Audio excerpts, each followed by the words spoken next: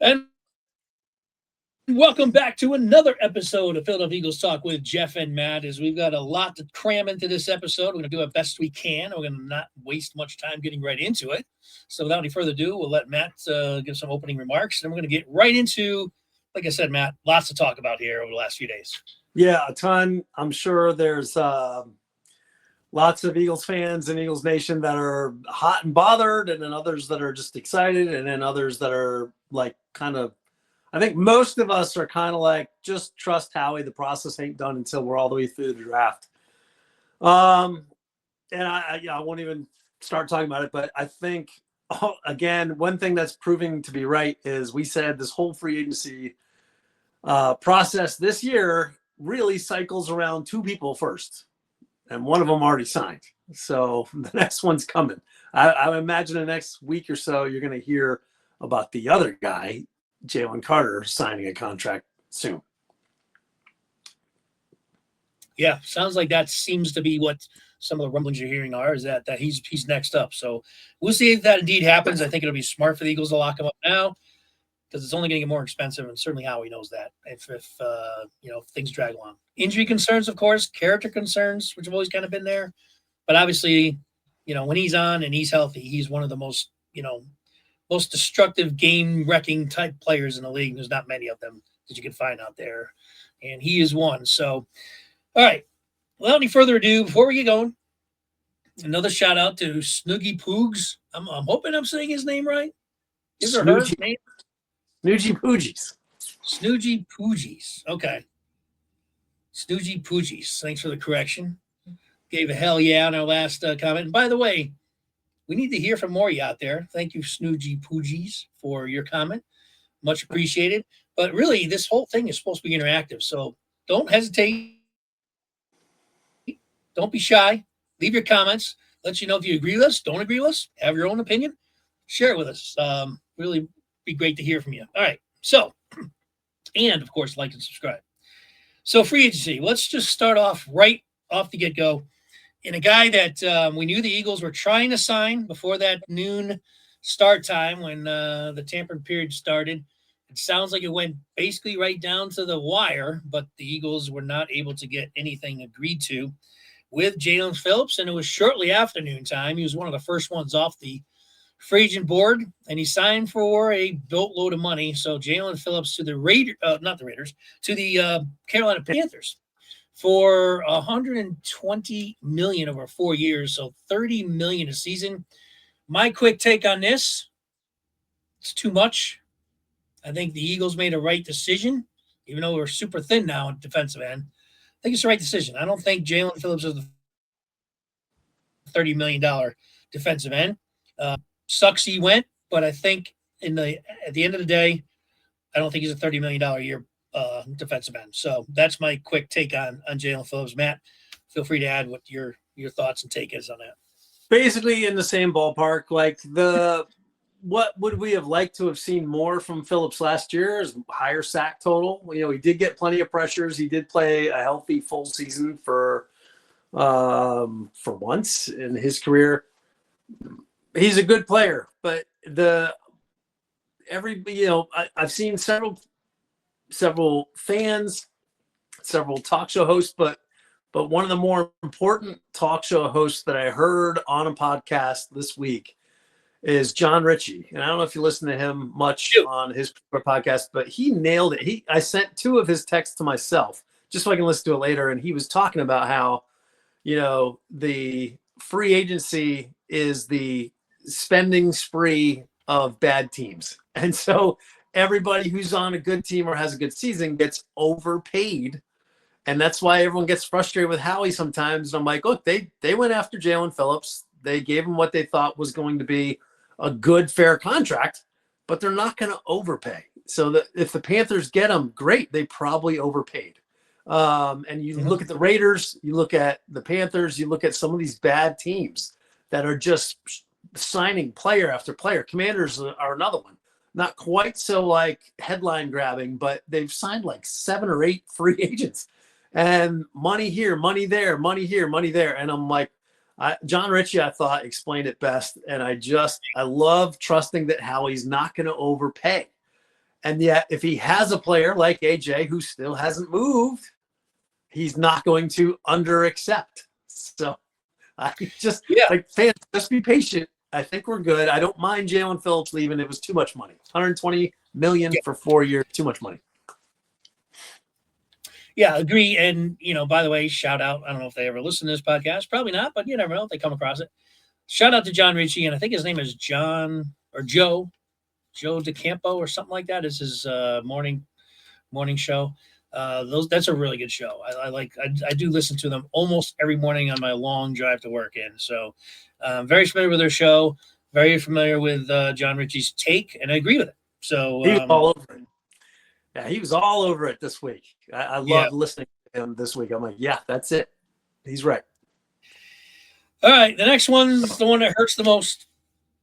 It's even tough to say, but we knew it was definitely a possibility, if not probability, that the Eagles were not going to be able to bring back Nakobe Dean, and it is now a reality. And I got a lot of thoughts on this, more so today than I did when it first happened. Because of the late breaking news. And I'm not sure if you're aware of the news. I am. Okay, so you're aware of the news. I'm aware of that, because that really led me to being disappointed in not bringing Nakobe Dean back to being now angry and frustrated that they didn't bring Nakobe Dean back. Because if you haven't heard yet, and this is kind of new news as of last night, I believe, John Clark interviewed Vic Fangio, who, is not. This is what's great about Vic. He's not PQ, and he doesn't foul the straight and narrow in his press conferences or try to sugarcoat things or not speak about things because it's, inside, we don't need to let that out. That's what I love about Vic. He'll just answer the questions honestly. Doesn't matter if he's letting out news that probably the organization doesn't want to let out right now.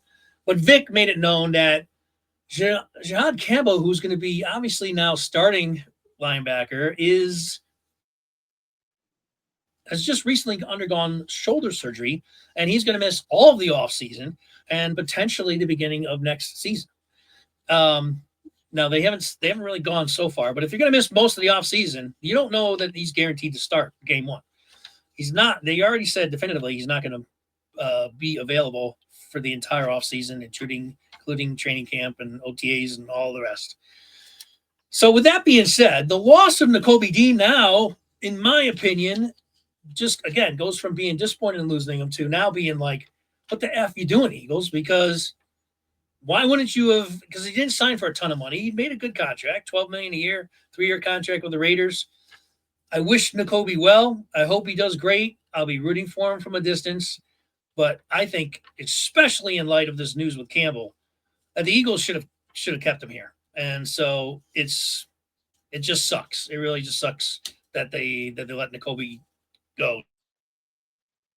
So that's my thoughts, my old thoughts, my recently developed thoughts. What are your thoughts, man? Well, we're going to have to see what Jeremiah Trotter Jr. is all about, which was a name I almost just forgot he was even an Eagle until you mentioned him last time we had a podcast. And I was like, they do have one more young up-and-coming linebacker left to play, so hopefully Trotter Jr. can continue to get better at his game, and, we'll see. They're probably going to sign another linebacker somewhere. I think it was clickbait, but I thought I saw that they were trying to work out or see if the Steelers were interested in trading Devin Bush. And I'm like, I'm not sure there was any truth behind that. I think that was just clickbait. But they're not just going to skate forward without addressing a problem. If it's there, they'll find it in either the draft, or maybe they've already targeted a guy where their draft pick is for one of these spots. They usually do seem to arrange that way, but I don't know. I agree with you largely, though. I wish Dean was still on the team. It doesn't help that he leaves and then, your number one guy that's going to play in his place has shoulder surgery. I don't know. I was chuckling a bit because when you were expanding on this, you said Vic Fangio's not PQ. I don't know what that means. I assume you wanted to say PC. Yeah. And so you ended up saying PQ, and I'm like, yeah, GQ, PC. I don't know. Probably PC. I did say PQ. You're right. Yeah, sorry about that. Which Eagles fans love Vic Fangio for that, because they just give it to us straight, like just give it to us straight, and we're fine with it. I love him for that. So I don't know. Nakobe, not having him on the team feels like a big loss. So I don't know, but maybe that money, you never know. Like, Goddard hasn't signed away yet, so maybe there's more money in the bank now to sign somebody that they maybe didn't expect to go, or didn't expect to have a chance to sign. So we'll see how that all plays out. Yeah, we'll talk about Goddard coming up here and essentially the next part of our segment. But all right, well, it sucks, but I do really, and I also see this, and I'm sure you echo my thoughts, Matt, is that we both wish Nakobe well. He's a huge fan favorite. Played his ass off here. Yeah, he had some injury concerns, but man, when this dude was on the field, he was all out passion, hard nosed, great leader. And the Raiders, any Raider fans maybe watching, you got yourself one hell of a linebacker. So Nakobe, thanks for your time in Philly, and hopefully we see you back again someday. And good luck to you with the out there in Vegas. Yeah, all right, the next. Here's the thing that probably hurts thinking about Nakobe too, right? He was getting better and better and better every single time he stepped on the field. So, the best for him is probably still yet to come. Yeah. And that's disappointing, is it's uniform now. So, yeah, good point. I think there's better gameplay coming from Nakobe Dean. So, again, unfortunately, be happening now in Vegas, but we'll be watching as a fan of Nakobe's from a distance. Next up, and this one, again, not so surprising, the one that would make it a little slight surprising, the fact that he didn't sign a mega, not that he was going to sign a mega deal. It wasn't really an expensive, lucrative deal. And the fact that the Eagles are so short on safeties right now, you think that maybe they could have easily brought Reed back. He only signed for about $8 million a year, a little bit over $8 million for 3 years going to the Texans. I think we mentioned when we were doing our priority rankings, at least I did. I said if it's 10 million or over, he's probably not going to be, he'll probably be gone. Anything under, I thought the Eagles might retain him. It was a little bit under 10 million at 8 something, but regardless, he also going to another great defense in the Texans. By the way, just some early thoughts, Matt. The Texans do come to Philly next year, so that might be a game we might want to circle and try to get when the Eagles tickets come out. Yeah, that'd be cool. Yeah, when it is, it will be probably a defensive, probably a 13-10 game. But hey, yeah, I like defensive. Yeah, that one might be, Reed will be back, and Reed's not going to be booed. I think the Eagle fans will, give him his due. I think he's a good story. He's a guy that was signed. Think about this, and this is why I didn't think he'd give the Eagles like a hometown discount, and he certainly didn't. He was signed for $5,000. That's what Reed was making for when he signed his undrafted free agent. Yeah. $5,000, and he wasn't guaranteed to make the team or anything. The guy busted his ass in camp. I think he took about 6 weeks in his rookie season before they even put him on the field, but he made it on the field and never looked back and was never paid a big contract. I mean, he hardly made much money at all with the Eagles. So hats off to him. He's got a kid on the way. Great, classy guy, good leader. He's the finisher. Now we got to find another finisher. We'll talk about somebody who the Eagles just acquired who might be one. We'll get to that. But anyway, Matt, you could share your thoughts on Reed, but another guy, wish him well, class act, great Eagle, won a Super Bowl, and wish him well with the Texans. Going to another good defense. Yeah, well, and there's no hard feelings, I think, from either side. I think the Eagles are proud to say that we were the proving ground for Reed Blankenship to be the underdog coming into camp, and is a true Rocky story himself, no expectations. And then we're like, who's this guy? Who's this guy that's making plays in preseason? And who's this guy making plays after he earned the starting job? And it's really been his job since he was here. And he earned it from scratch, capable of making big plays, really smart player. He does have limitations, with speed, but he's absolutely a starter caliber player. And on the Texans defense, which might be so overloaded with pressure on quarterbacks that he might have a lot of passes to pick off and use that hawk kind of nose even though he's not the fastest safety, but he can read plays, he can make plays, and good for him. And yeah, he deserves every penny, and he needs to go where the money is. So good for Reed.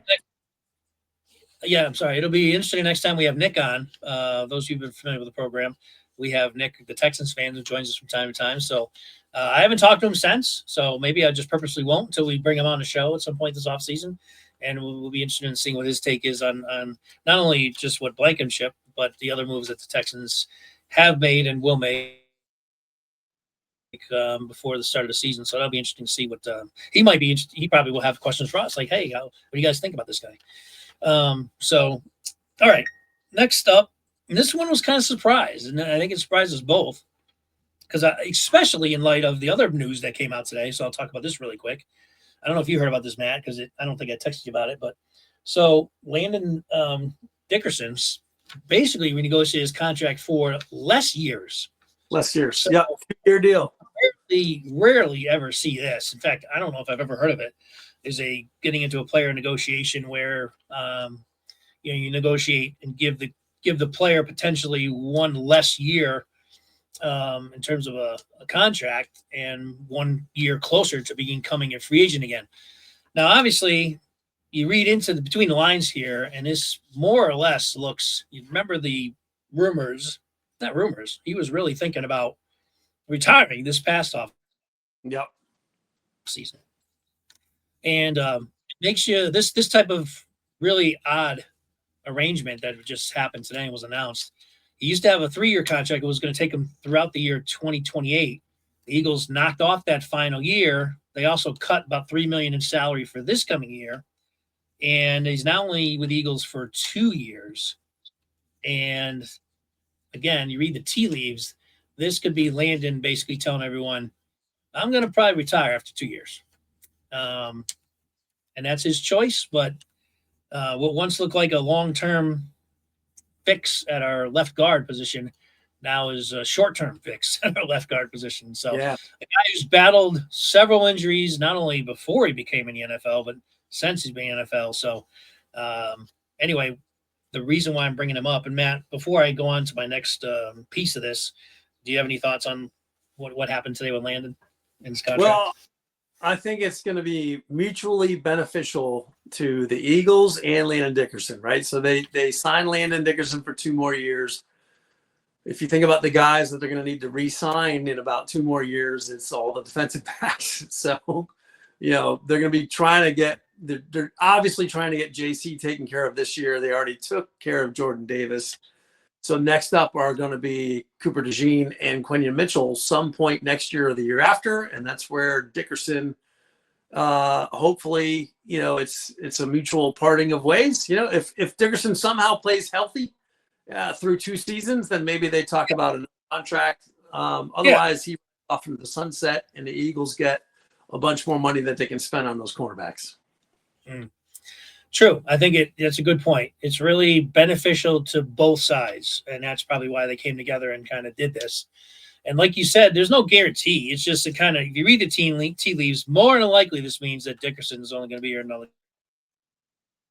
couple of years and be anywhere in the next couple of years, meaning he's going to probably retire. However, maybe then in 2 years, he's suddenly feeling good, and he's like, you know what? I think I can go another year or two. Then maybe Eagles him come together and put an extension together.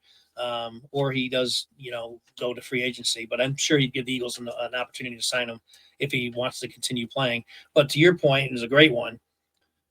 2028 is when both Q and Cooper might be 2027.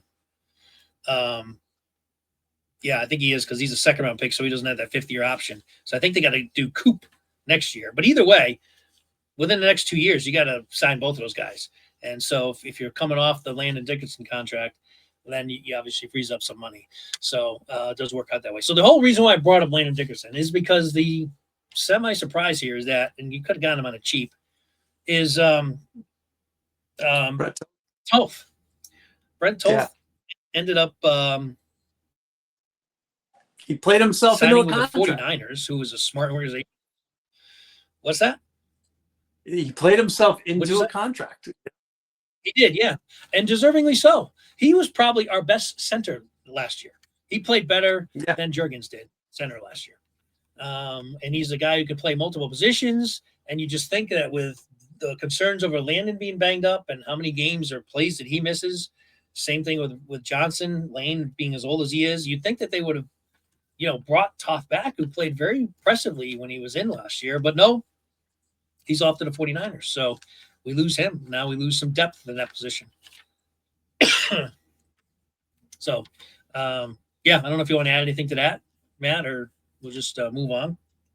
No, we would have liked to sign him. He was on our list. He was in the top half of free agents that we would have liked to see signed, just because we know he start and he's also there to back up any of these injuries that might spring up this year on an offensive line. It just means that, boy, we're going to need to address that in the draft big time. Yeah, I think we do have a lot of picks. One thing real quick is the Eagles picked up 4 compensatory picks in this year's draft. I think one's a 3. The one's a 3. I think they may have picked up 1 or 2 4s and then like a 6 or a couple of 6 or something like that. But anyway, there's 4 more picks. So the Eagles have 9 picks coming up in this draft. So I think you're going to see a lot of offensive linemen drafted this year, to Matt's point. Next up, Jahan Dotson. Now, Matt and I both had him relatively high. I had him 10th. So he broke into the top 10 for me. So this was kind of a surprise, but not so surprising that the Eagles didn't try to keep him, because he signed a very expensive, I think it's expensive contract. So good for him. But the Falcons, they signed him to a 2-year, $15 million deal. So he's making like, $7-8 million a season. Yeah. Yeah. The Falcons are. That's a lot for a guy who's, only caught 20 catches last year,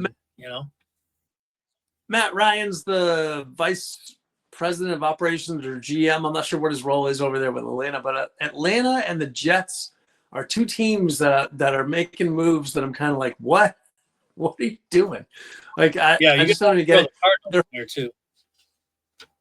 Yeah, their whole quarterback, they sign Cousins to a huge deal, and then they draft Penix, and then they sit Cousins, and then they try to play Penix, and he's not ready, and now they're kind of in the same situation because they just signed Tua, although they don't have to pay Tua hardly anything. I mean, he's like like $5 and they got Tua, so they don't really have anything to lose there. But I don't know. Atlanta is just not.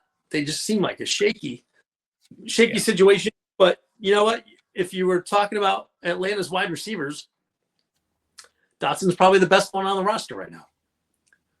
So good for Dotson. I hope he gets a lot of throws, and I hope.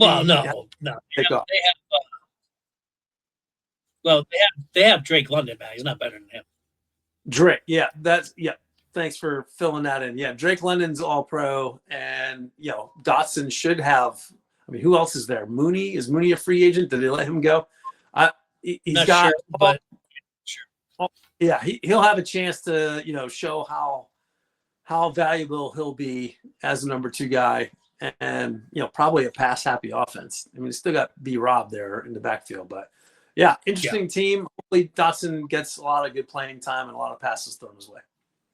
Yeah, I mean, we've talked about it all since he's been with the Eagles, and that's every time they threw to him, he caught the ball. That's all I can ask for. We wish they threw to him more often, but they just he never was really able to incorporate himself, whether it's on him. I don't really think it's on him. I just don't think the Eagles ever really designed plays to go to him that often. But when they did, or whenever Jalen threw to him, he did catch the ball. So wish him well as well. So real quick with the next 3, not nearly as big of, although I did have Sam Howell 9th on my list. And Sam Howell's gone to the Cowboys of all teams. So much for that. But I did have him 9th. I know Matt had him much further down the list. Either way, he's gone. So I think that means that there's no way, shape, in hell that they're going to be trading what's his face there? McKee. Help me out while I take a drink. Tanner McKee, baby. Tanner McKee, yeah. I don't think there's any way the Eagles are trading him now. The Mormon Missile. What's that? The Mormon Missile. The Mormon Missile, yeah. And to finish this up, this is what I was talking about when you were naming some of the teams that you just shake your head at. Matt Pryor, who Matt and I had both 20th on our out of 20 list. Good riddance to him. the Cardinals actually signed him on like the first day of free agency. I'm like, that's why they're the Cardinals, I guess. Because I mean, I don't know what the hell they're thinking. Good luck. Good luck with Matt Pryor, Cardinals fans. And then Uche, who both Matt and I had. Well, I had him 13th. I'm not sure. I don't know if you're listening for any Matt, but Uche signed with the Dolphins. So that's where he's going to end up. And he's a guy who at least sporadically made some plays, or at least got some pressures. So maybe they could draw some more out of him than the Eagles were able to. But so that's where he went. Now, let's talk about who the Eagles have kept. We'll start off with Calcaterra is back. Matt, I'll let you speak to that in a moment, because they also signed, I don't know what his first name is, but his last name's Munt. It's basically a blocking tight end. So we have two tight ends, and that'll lead us into a little bit more discussion on Goddard. But before we get into that, Matt, I just wanted to open it up for you for any thoughts as far as Calcaterra coming back and this blocking tight end they picked up.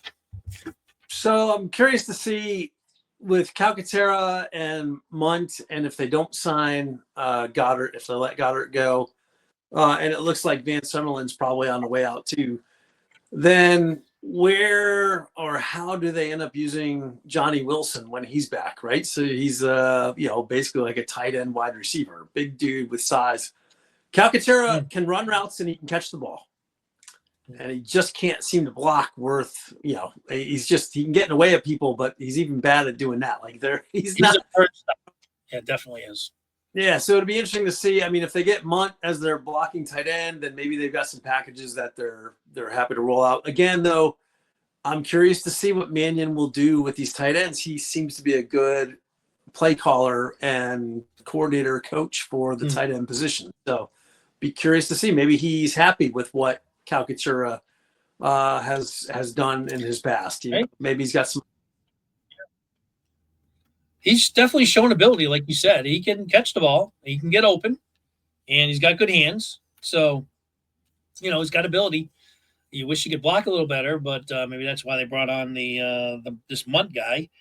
And the other thing, I'm glad you mentioned Johnny Wilson. He's like the forgotten man, and forgotten in more ways than one. Like we kind of forget, the Eagles' rushing attack wasn't as good last year, and we all blame the offensive line for good reason, because they were banged up all season. But would it have helped to have Johnny Wilson there blocking, which they had when he ran for 2,000 yards? Yeah, probably. So, I completely forgot about him really so far in this offseason too, with the Eagles' moves and that they're making and not making.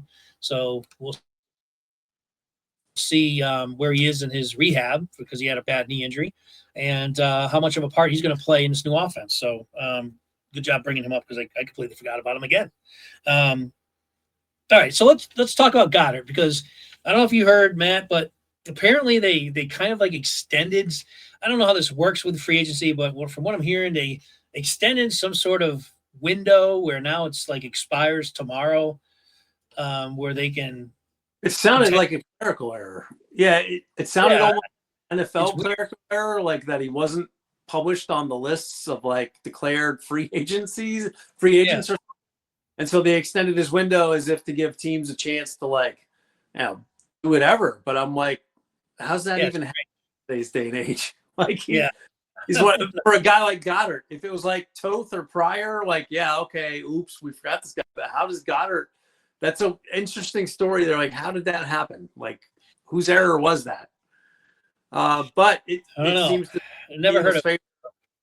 Yeah, seems to give the Eagles benefit. Right. Yeah, it could benefit the Eagles here. So let's see if maybe the Eagles can get something done with Goddard. The asking price may not be as high now, so we'll see. Maybe they'll bring him back as well. At this point, I'd say it's 50-50. I don't know. If you're Goddard, though, aren't you kind of pissed at that? Well, I don't think it's the Eagles' fault. No, it probably wasn't. But if you're the guy and you're like, wait a minute, all these teams throwing money out all around, and then they're not seeing that my name is there as a free agent, that's pretty crazy. I'd be like, what the hell, agent? Like, who? Somebody owes me money. I would feel like I'm getting shafted if I were Dallas Goedert.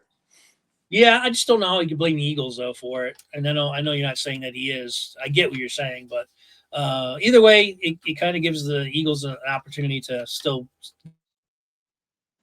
get him for maybe a little bit less money. Well, we'll see. We'll see how it all works out. I think the Eagles have a kind of a line drawn where they're willing to pay Goddard, and if they can get close to that number, maybe something can happen. But otherwise, we'll just see. It's going to be something worth monitoring in the next couple of days. All right, so the other big thing is there's two things. We'll start with Man. This is a guy that Matt and I both had. I had him number 2 with the Kobe only being number 1, and Matt had Man at number 1. Number 1. So free agent this as a punter, Matt had the punters number 1. I had the punters number 2 in our top priority ranking, which is unbelievable. I don't think that maybe will ever happen again. But it did happen. And fortunately, the Eagles were smart enough to sign him for a 4-year extension. And he's getting paid pretty well. He's now a top 5 punter, being paid like a 500 in the league, $14 million for a punter. So 4 years, $14 million. So, yeah, he was probably, you could almost say, arguably, he was like the MVP of our team. Just all of the long, great punts that he made when the Eagles were buried deep in their, practically kicking from the end zone or deep inside their, 15, 10-yard line or whatever, and kicking the ball to the other side of the field, or just landing it inside the, the 5 to 10, 15-yard line with good directional punting. So he did it all last year. And, as we all know, field position is more important every single season. It's just you just can't overlook how important that is. So top priority of ours, Matt and me combined here, and obviously it was a top priority of the Eagles, and they bring him back. So Matt, any thoughts on Man? No, just very happy with that one. I think that shows that the Eagles are committed to defense and field position while they try to figure out these offensive woes that appeared out of nowhere.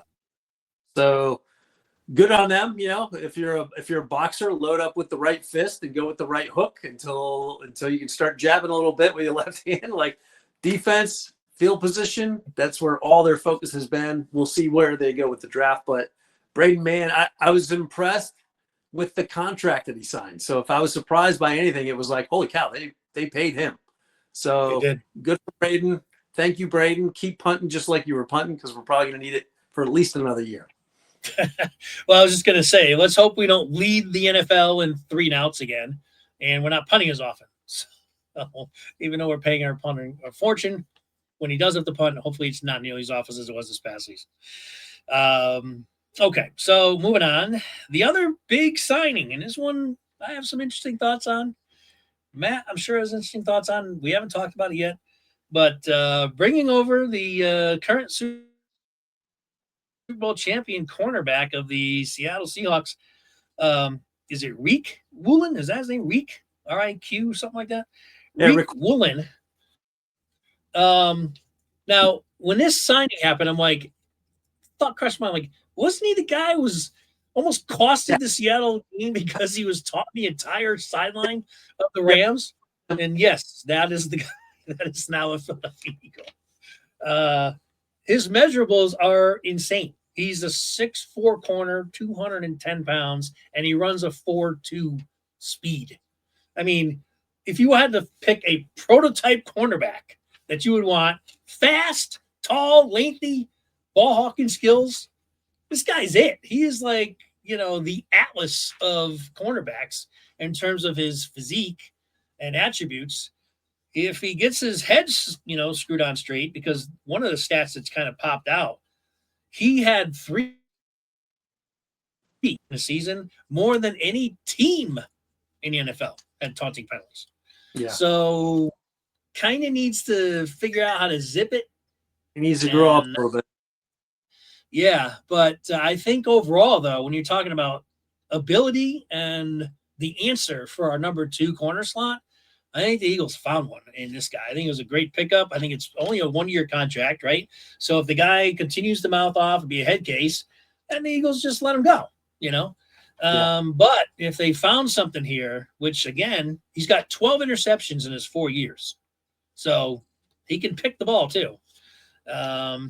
Physical guy, again, all the attributes you want. Just got to get his head on straight, and maybe the Eagles can do that. You got to wonder if he's going to get along with Vic, who's a no nonsense type coach. So that message is going to be sent to him quick, because Vic will have no problem sitting his ass on the bench if he mouths off or whatever. Vic doesn't give a shit. No, it's a great signing. So it'll be interesting. It's a great sign. It happened the day after Phillips went away, right? 1 or 2 days after Jalen Phillips signed away.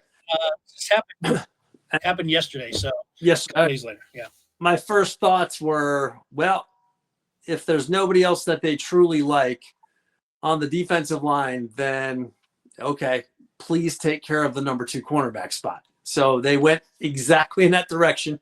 So I can't imagine. I mean, all the first half of last season, we're like, geez, can't we just everyone else is locking down receivers all over the field, but that number 2 corner, you just throw it that way. He's open every freaking time until Jackson kind of finally found his footing and kind of mellowed that out a bit. But if you got an all-pro player now, though, a pro bowler, even with the penalties that might be there, I'm like, if you're a quarterback looking across the field, at Quinyon Mitchell over there, Cooper DeJean right there, and then the 6'4", 4.2 speed playmaker covering your other guy.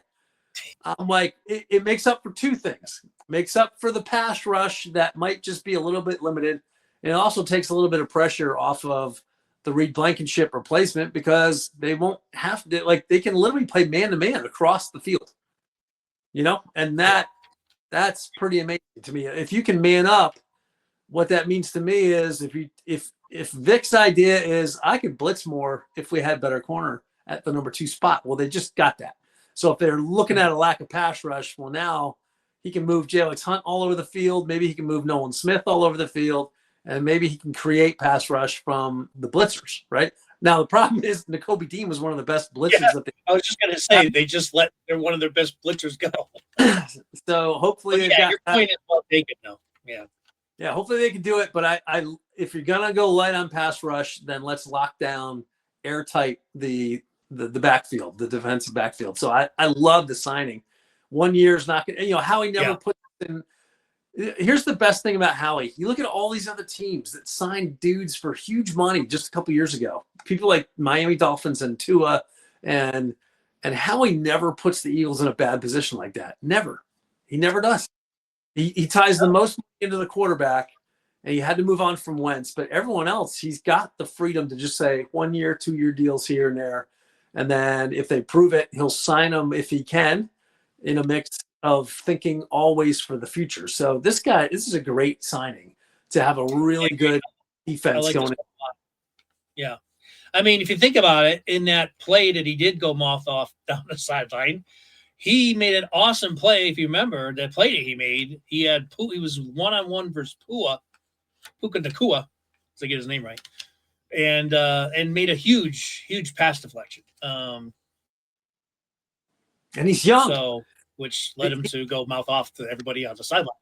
Yeah, he's young. He's only going into his 5th year. Yeah. 5th year, so he still has upside too. This is a great signing. I don't know if Eagles fans appreciate that much yet, but they will once they see this defensive backfield take the field on Sunday. Yeah, and listen, he'll become a fan favorite as long as he doesn't get taunting penalties. But if he's playing with the passion that he has clearly, and how he's got some swag to him, I mean, those type of players, Eagle fans love. So he just has to stay away from the stupid, taunting penalties, things like that. So if he does, that's all you got to do. Yeah. And he's already made a Pro Bowl once. Like I said, 12 interceptions in 4 years, so he could pick it. And I mean, he's I don't know if you heard his press conference today, because he did speak to the media. He did say that he is aware that he needs to work on the game more mentally than physically, because he thinks he's very confident in his abilities. He's like, I'd cover anybody in this league. And he goes, the one area I need to work on is more mental than physical. So he was alluding to his penalties and stuff like that.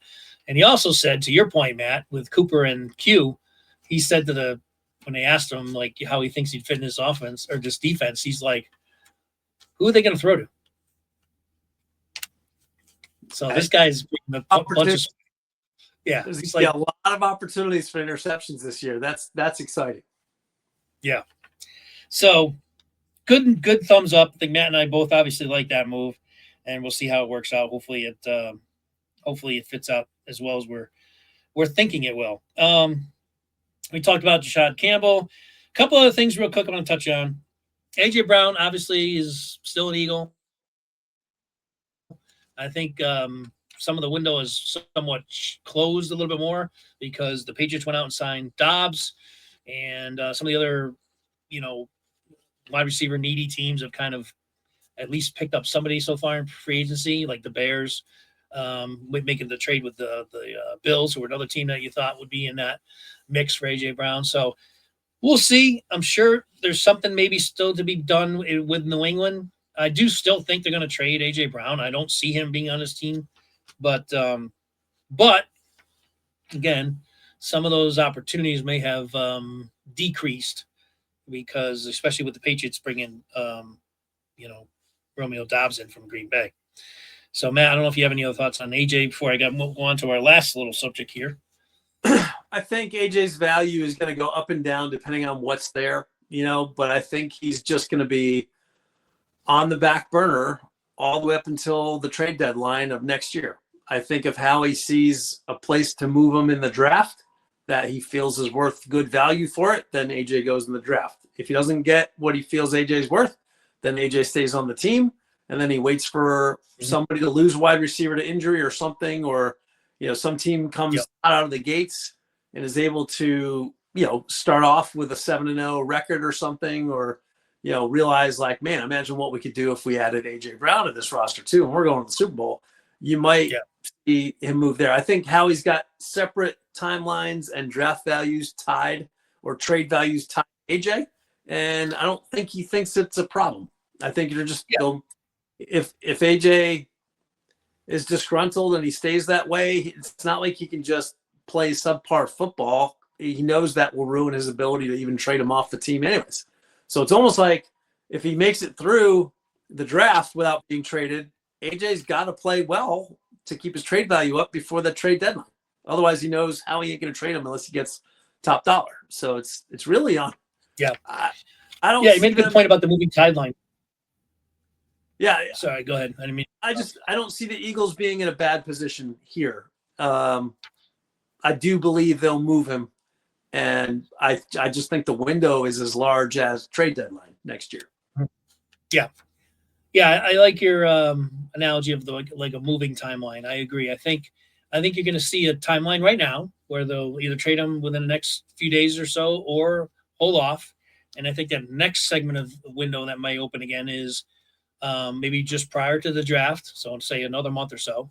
That might be another small window. And then after June 1st, the Eagles don't carry as much dead cap hit if they were to move him after that deadline. So that might be another time where they may look to move him because it's not much of a dead cap hit after that date. And that also coincides with teams that may be interested in bringing him in would want to do so at that time so they can get him in camp early and they can get him incorporated into their offense so he can learn and all that kind of thing. So that was a perfect way to kind of explain exactly how I think how he's thinking too. And that is, yeah, he could trade him now. He's, that's fine. If he doesn't, no big deal. He'll wait until maybe before the draft and then maybe wait until just after June 1st. So, and I think ultimately, and I think this is kind of what you're alluding to too, is that if they don't trade him at all, they'll keep him, let him play until the trading deadline in this next season and maybe make a move then. But he's not going to just give him away. I think that's pretty clear. The only question then would be how much of an attitude is AJ Brown going to cop being here and not being happy that he's still here? Because it sounds to me from what I'm hearing is he does want to get out of here. He does want to be traded. So that's always interesting. And that'll be something that I guess we'll cross that bridge if we need to. Finally, I want to touch on the Max Crosby situation because I don't know how much, Matt lives in Virginia, so he might be even closer to this than I am, but some of the things that I've heard is that, and apparently this GM for the Ravens has screwed the Eagles too in the past. like in terms of just not like being a little bit shady. And I'm talking about remember the Jair Alexander trade last year? Yeah. Apparently, he told the Eagles that he was fine, he's great, and ready to go. And once Jair got to the Eagles, he's like, "Nah, man, I ain't ready to play." And as we know what happened, he never played a single down with the Eagles. And I don't know if you heard this, Matt. This happened today, apparently. He just gave the Eagles, because I think he signed for like basically a league minimum or whatever. Maybe he was making close to $1 million. He just gave the Eagles all of that back today, which he didn't need to do because that was a done deal. But because he never played for the Eagles, he just felt, why would I take this money? I never played for you guys. And he actually gave the Eagles back the money that they signed him for. But getting back to the original point, the general manager of the Ravens is not what he's done with this whole mess up with the backing out of the Raiders deal for Max Crosby, and then going right out after they do that and signing Hendrickson because they saw that they can get him cheaper because he was on the waiver. He was on the not trading block, but he was in free agency for like 2 or 3 days, and no one went out and threw him a ton of money, so they knew they can get him a little bit less. It was like 5 days after they made that trade with the Raiders where they were like, yeah, you know what? We don't want that trade. Or we don't want to back out of that, right? Get our 2 draft picks back, give him Crosby back to the Raiders, and then they went right out and signed Hendrickson. So nothing he did, by the way, is against the rules. So want to put that out there. They didn't do anything wrong necessarily, but in terms of like building rapport and relationships with your fellow GMs, he's rubbed a lot of people the wrong way. Crosby failed his physical though. He did. That is true too. Right. That is true. So they trade for him. They bring him in. He fails his physical, and then the decision's made like, hey, we're not going to sign him. This deal's off before the live period opens. The bigger error on their side of things is Trey Hendrickson is nowhere near the player that Max Crosby is. So if you were hoping to get Max now or later, I mean, these are funny things like, how he never, I'm not sure how the physical passing or failing a physical has come into players when Howie has made deals, but Howie's never been afraid to sign injured players or bring them on board. And I'm not sure he would have been given, like if that were Howie that made the trade and Crosby failed the physical, he'd be like, that's fine. You'll pass it. Like let's get the right doctors. He played the entire season last year with the injury. So it's not like, right. That's what I mean. And plus it's not like the Ravens didn't know that he's coming off surgery on his knee. Yeah. So everybody knew that. Yeah. So they couldn't act like they were shocked that is not ready to pass his physical yet because he just had surgery at the end of last season. No. So it seems damaged. It seems a little bit like a rookie move by the GM. Giving the money back for Jair Alexander, he has to do that. Otherwise, you're right. He's digging himself a hole. Like nobody's going to deal with him when he needs to make a deal if they just realize, oh, this guy's looking to dump garbage. Oh, Jair Alexander gave the money back, not the GM for the Ravens. Oh, Jair Alexander. The player gave the Eagles the money. Interesting. Okay. All right. That makes a little bit more sense. Okay. Yeah. Well, good on Jair Alexander. Nobody does that in these days. But I know. That's what I mean. Yeah, I don't know. The Crosby thing's an interesting thing. If he's playing for the Raiders and Mendoza is playing well for the Raiders and they need a weapon, then all of a sudden A.J. Brown for Crosby starts to become a thing. Who knows what to expect. Well, that's why I want to bring it up. To me, that's why I want to bring it up because I wanted to just have some quick thoughts on this because I don't know if I said this just to you offline or if I said it on last podcast, but I said wasn't really paying much attention to looking at Crosby or bringing him here. And then I kind of was warming up to the idea as free agency was approaching. I'm like, damn, that would be a good fit for the Eagles to bring Crosby here. And this was before knowing that we would lose out on keeping Phillips. Now that we don't have Phillips here, it's like I would hope that Howie at least makes a phone call to the Raiders. Is it Tom Brady who's their GM? Yeah. Just think about that. So I would hope Howie gets on the phone with Tom Brady and says, hey, listen, we're not going to give you 2 ones because, we failed. They're not going to get 2 number ones now because of the failed the failed physical. But if I was Howie, and especially with AJ Brown, knowing that you might be able to trade for a number one, if it's not with the Raiders, with some other team, and have a second number one, is just saying, you know what, we won't give you two number ones, but we'll give you one number one and maybe a third round pick or maybe a second round pick if you would entertain moving Crosby. Right? What do you think? I think it's possible. So I think it's possible. Do you think Howie has or will call them on Crosby? It depends. So the other news that broke today was that Josh Sweat has requested a trade out of Arizona. Is that true? I did see that, but it wasn't from a good. My source that I saw it on was one of those hokey. It wasn't a trustworthy site. Or I did see. Or Schefter reports anything like that to backstop it. It was a headline that I saw just before I jumped on here, but that would be interesting because that would be interesting. Yeah, it sounds weird, but he went there because Gannon was there and Gannon got fired. So there may not be all that much. Maybe there is some truth to that. I don't know. That one definitely needs to be vetted more. But I think at this point, Howie's not done poking around. Howie's never done poking around. No, he's never done. He's never done. So, like, you can trust. This is where Eagles fans need to have faith in Howie. You can trust that if there is a deal to be made, Howie's already all over it. Yeah. So he's already inquired about that. So your answer is yes. Then that if he hasn't yet, he will be talking to the Raiders. I agree. Well, I think he's gotta, especially since they don't have Phillips here. Howie knows they need another defensive end here. And if they're able to pry Crosby away for maybe one and another pick, then you're looking at an incredible. I would make that deal. I would. You're looking at an incredible defense on paper. If Crosby somehow becomes an Eagle, can you imagine Crosby lining up to Jalen Carter? Yeah. Well, not only that, but with the defensive backfield, there's no more weakness where they can just throw it to the number 2 receiver. Like this could be an incredible defense if they figure out that pass rush, and whether it, who knows who else would go. I am glad that they did not make a move for Trey Hendrickson though. I agree. I have a friend who's a very big Bengals fan, and he was telling me, he's like, he didn't want the Bengals the last 2 seasons to overpay for Hendrickson. And he was, this guy got 4 sacks in the game because the left tackle was hurt.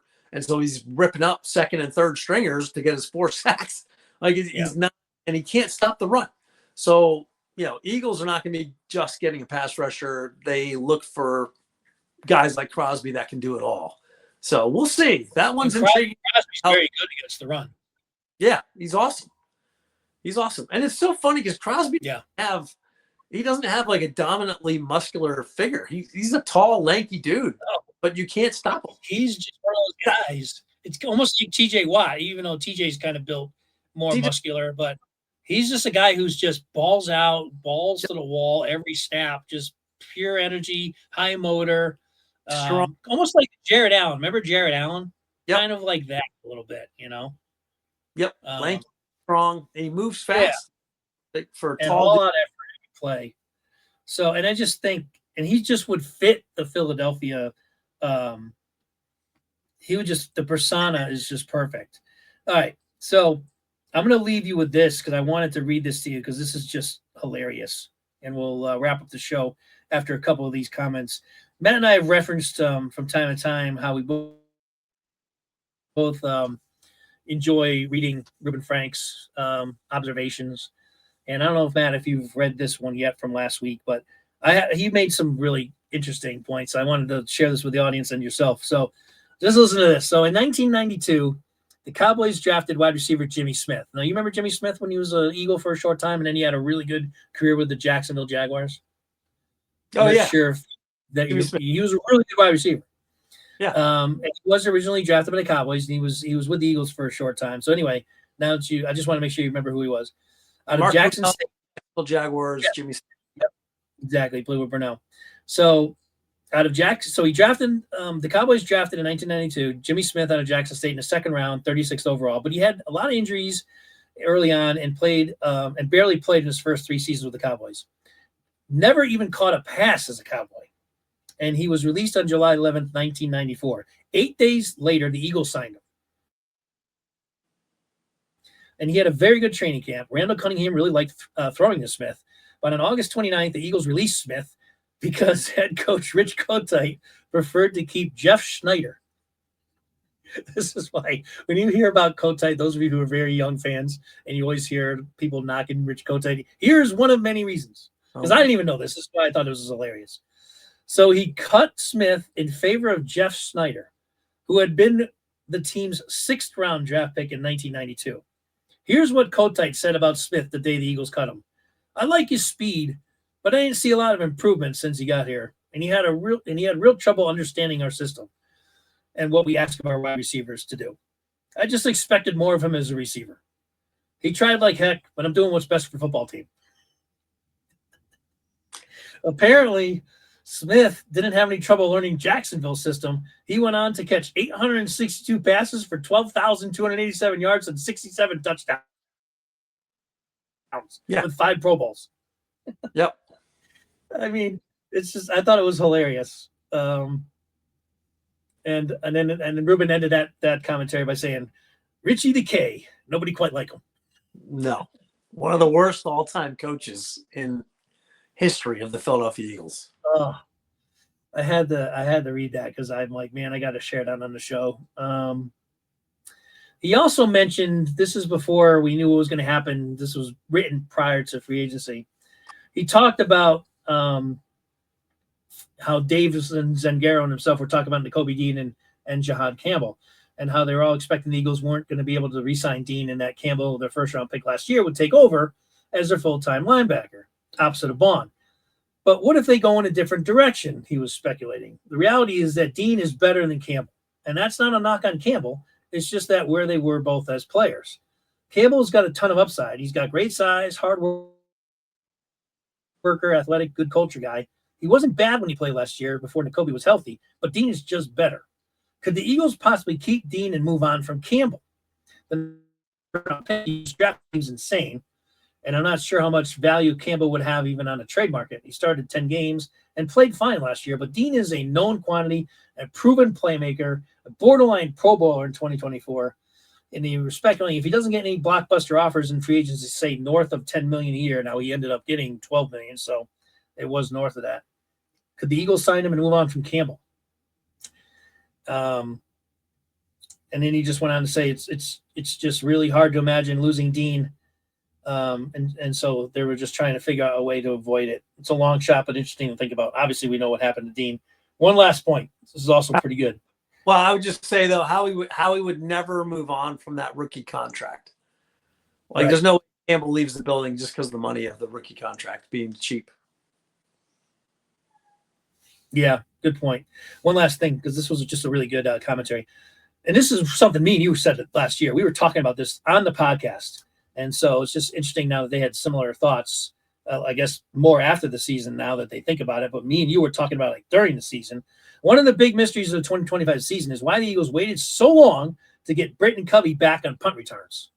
Covey's 11.3 career average is 4th highest among active returners. But the Eagles began last year with Johan Dotson returning punts, and he was okay at it, averaging 9.6. But when Dotson began playing more offense, Xavier Gibson took over and he averaged 11.2, but had fumble issues, lost 2 of them, and muffed punts. Covey finally got shot in week 13 and immediately added a much-needed juice to the return game. Why didn't they not turn to Covey sooner? Never understood that. And you could add Matt and I to that list. 100%. God, that was right? Yeah. I mean, you were like, where's Covey? He's on the practice squad. That's the thing. It's not like he was still a free agent. You know, he was on their practice squad, and they just, took the week 13 before they moved him up there. Nuts. So, all right. Well, we did jam a lot in. We weren't able to stay inside the half-hour window, but there's just a lot that we had to cram in there. Make sure you like, subscribe, leave comments, let you know what your thoughts are so far in free agency and who we've lost, who we maybe should sign. There's a rumor now that the Eagles also might be looking at the defensive end for the Vikings. I didn't mention that. Forget his name. It's like Green. Yeah, his name. He had a good season last year. He's signed yet. All the other big names were either Crosby, Hendrickson. The Commanders signed Ofe Uwe, I think is his name. The Chargers. So a couple guys were signed. Cowboys got their pass rushing linebacker, but the Viking is the last guy left. That was it Kendall Green or something like that? I don't know. Yeah. So maybe something like that. I know Green's in his name. I don't have it in front of me. But yeah, he apparently is a young DN who's had some pretty good seasons and is someone apparently Minnesota might be willing to part ways with. So maybe Howie's talking to them as well. But for me, I've already talked about it. Sounds like Matt's on board too. I would be talking to see if the Eagles can get Max Crosby from the Raiders. Seeing him next to Jalen Carter on his line, man, that would be that would be fun. That would be fun to see. It raises of everybody, right? You put Crosby and Carter out there, and all of a sudden, Smith probably escalates his play. Hunt played awesome anyways without those two together. Vic could be able to move him all over the field in all sorts of different places. Maybe he gets the starter on the other side, and then Smith will be the guy passing downs or whatever as a third rushing guy. But yeah, I think it would just be something that I'm really intrigued. And again, I wasn't even paying much mind to Max Crosby until I really started giving it some thought just before free agency. And now that there's a second opportunity maybe for the Eagles to maybe try to make a deal with the Raiders, I don't know. I'd be on the phone if I was Howie, and he probably is, like we talked about. So, Matt, any closing thoughts before we wrap this one up? Well, if Max starts out there right now in free agency or a position that you'd like to see them fill that they haven't yet addressed? Not really. Not for. I think they need to draft young offensive and defensive linemen. They're stacked at defensive backfield right now. They don't have to worry. I don't think. I'm curious to see what are they going to do to replace Blankenship? I don't think they're very high on Sidney Brown being the one that's going to compete for that spot in the offseason. I think, do they bring back another guy that's out there? Let's see what happens there. That's the last intriguing thing. Sorry, the one guy that though I forgot to mention, I didn't even have him written down. The guy they picked up from the Jets last year, who's like a tweener, safety, and corner, Michael Carter.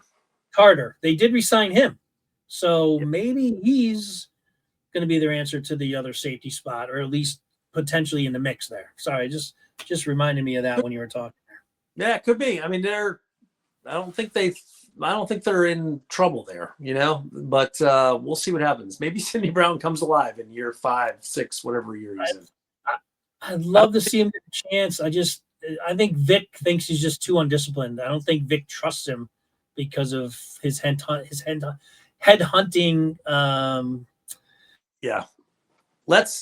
Here's habitual habits. If the Eagles somehow sign Dallas Goedert, and you've got Goddard and AJ Brown playing on the Eagles offense, and our offense is just kind of sputtering and not being as productive as it should be, and Crosby starts the season out on the Raiders, would you be able to make a player trade only, AJ Brown and Dallas Goedert, to the Raiders? Although they got Bowers, so they wouldn't be interested in Goddard. So never mind, scratch that. Not Goddard, but maybe AJ. AJ for Crosby up, straight up, might be interesting. Yeah, maybe you got to throw him a picker as well. Say the Raiders get off to a pretty decent start, but they win the games, or they're all really close games, and maybe they're after 5 weeks they're four or after trade deadline's usually week 6 or something, week 7. So say the Raiders get off to a pretty decent start. Say they're 4-2 or even 3-3, where they're kind of in the mix and they've shown some maybe they upset a really good team, and they're kind of they feel hey man, if we get a number 1 wide receiver, this could kind of really put us in contention. Then I think they'd be open to trading Crosby for it. I mean, then again, what if Crosby got 8 sacks in 5 games? So I don't know. Possible. Yeah. I don't know. We'll see. I don't think the Eagles are in a bad spot. I think a lot of people get disappointed that the Eagles name isn't in the headlines with signing these, what the media says are the biggest players out there. Now, Mike, that's Yeah. like John Ritchie said, you don't want to be that team because No. those are the teams that are perennially awful and they win the offseason and lose during the regular season. Yeah. And it's hard to get out of that trend until you start winning football games, So, I mean, even look at the Chiefs. The Chiefs let one of their best defensive backs go. But I'll tell you Yeah. what, That makes no sense. Oh, what the they're hell they're doing? boot though, and they'll be back. They'll go get some offensive weapons, and they'll be back. We'll see. I don't know. Eagles are not in a bad position. I think the signing of the cornerback from They're Seattle not. puts them in the plus category for me. So good free agency. Did they lose a lot of players? Yes, but they weren't going to find a cornerback better than the guy they signed. Like that's 6'4", 4'2". Okay, he's got some attitude. Philly loves that. They'll be okay with a taunting penalty here or there. Just make plays, balance it out, right? And the guy can walk the walk. So, Yeah, I agree. And there are some fans out there. I saw them. I'm sure you did too on the message boards. Like, why isn't Howie doing anything? Howie's just sitting on his hands. It's like, guys, you can't be thinking you can't have the tunnel vision of just this season. The Eagles need to save money to sign Jalen Carter, to sign Q. Well, and they did sign Jordan Davis. To sign Cooper DeJean. These are going to be big-time dollars. You saw speaking of Kansas City, you saw how much the Rams just paid McDuffie, right? $30 million a season for a corner. What do you think Q's going to be? Q's a better cornerback. So Howie's thinking this. Howie knows this, folks. He's not going to go out and spend bazillions of dollars right now when he knows he's got to pay these guys down the road. It doesn't make any sense, which is why he had a line that he wasn't going to go over with Jalen Phillips. And I'm happy he didn't go pay him $30 million. Jalen Phillips is not a $30 million defensive end, period. No. He's not.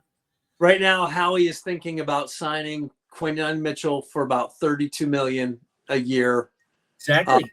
Like next year. That's how soon it's coming. They signed Jordan Davis. They got that one out of the way. 3 years, $78 million. Good for JD. Yep. They still have Carter and Cooper. They got to get JC and Cooper done, and then Q. And out of those three, they're going to be working their butts off to try to get all three of them. Yeah. And they just out. So we're going to have a seismic shift from offense to defense because right now and for the last 4 or 5 years, the offense has been all the heavy salaried players. Yep. A.J. Brown, Jalen Hurts, Saquon Barkley, Goddard, the offensive line, all highest paid in the league pretty much across the board. That's going to be a seismic shift over the next 3-4 years where the offense is going to have the lower paid guys. We're going to have to draft well offensively, and all of the defense is going to have all the money and big contracts. At some point, it's going to have to help them out by restructuring. That's the only way they can get possibly just 2 out of those 3 players. Like if the Eagles keep all 3, Jalen Carter, DeJean, and Quinyon, then they must have pulled off some. I mean, there's no way they could do that without Jalen Hurts restructuring his contract. Yeah. And Jalen might be at the point in his career at that point where he might, know, hey, if we can keep these 3 guys or if I can shed a little money or kick the can down the road a little bit contractual wise with my current contract in order to secure signing Cooper DeJean, he'd be smart to say, sure, let's do it, So anyway, that's all for future thought. Matt, thanks again for the time. Thank you all for joining and watching. And make sure you tune in next time. Anything breaking news, Matt and I may do another show Saturday morning. If anything kind of breaks between now and then. Otherwise, we'll see you probably next week back on Philadelphia Eagles Talk with Geoff and Matt. So with that, fly, Eagles, fly. And Matt, take us out. Go Birds! See you later.